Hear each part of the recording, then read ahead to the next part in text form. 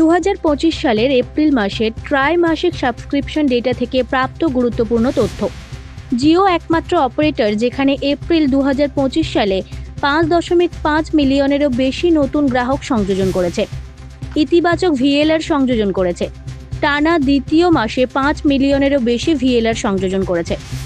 April 2025 সালে প্রায় 9.10 লক্ষ ওয়্যারলাইন প্লাস FWA নতুন গ্রাহক সংযোজন করে সামগ্রিকভাবে ফিক্সড ব্রডব্যান্ড সংযোজনের ক্ষেত্রে আরেকটি রেকর্ড।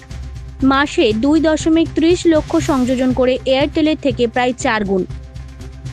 82% শেয়ার এবং 6.14 মিলিয়ন গ্রাহক নিয়ে জিও FWA বাজারে নেতৃত্ব ধরে রেখেছে।